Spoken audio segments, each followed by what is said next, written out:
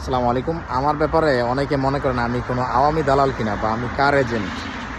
আসল কথা হলো কি, আমি যেটা বিশ্বাস করি যে বিএনপি আওয়ামী লীগ কেউই আসলে আমাদের ভাগ্য উন্নয়ন যে কথাটা বলি সেটা বলা উচিত না। আমাদের অবস্থার পরিবর্তনের জন্য চেষ্টা করেন নাই, হ্যাঁ, রাষ্ট্রের জন্য তারা ভালো কিছু করতে পারেন নাই। তো আমি মনে করি যার যেটা ভালো সেটা স্বীকার করা উচিত এবং যার যেটা খারাপ সেটা বলা উচিত।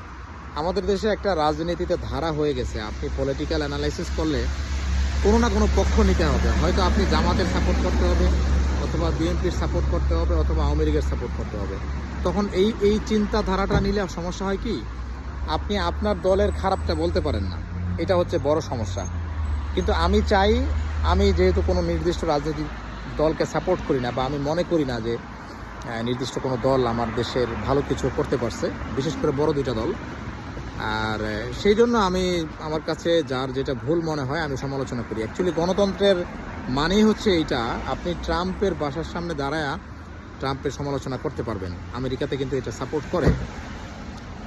তো গণতন্ত্র মানে হইল রাজনীতিবিদদের সমালোচনা জনগণ করবে, রাজনীতিবিদরা সেটা খিচ খেয়ে মেনে নিবে। যদি খিচ খেয়ে মেনে নিতে না পারে তাহলে বোঝা যাবে উনি অ্যাকচুয়ালি গণতন্ত্রে বিশ্বাসী না, উনি রাজতন্ত্রে বিশ্বাসী। উনি গণতন্ত্রের লেবাস পরছেন, কুকুরের গায়ে যেমন কোট পরায় দিলে যা হয়, তো ওনার ক্ষেত্রে উনি গণতন্ত্রের গায়ে, মানে রাজতন্ত্রের গায়ে গণতন্ত্রের লেবাস পরছেন। হ্যাঁ, এই কারণে মূলত সমালোচনাটা নিতে পারেন না। তো বিষয়টা এইখানেই, আমার আদর্শ আসলে এইটাই, আমি যেই রাজনৈতিক দলের যেই ভুল পাবো সেটাই বলবো। আমার মাতৃভূমির পক্ষে আমি কথা বলবো। এখানে নির্দিষ্ট কোনো ব্যক্তিকে তেল দেওয়া এটা গণতন্ত্রের শিক্ষা না।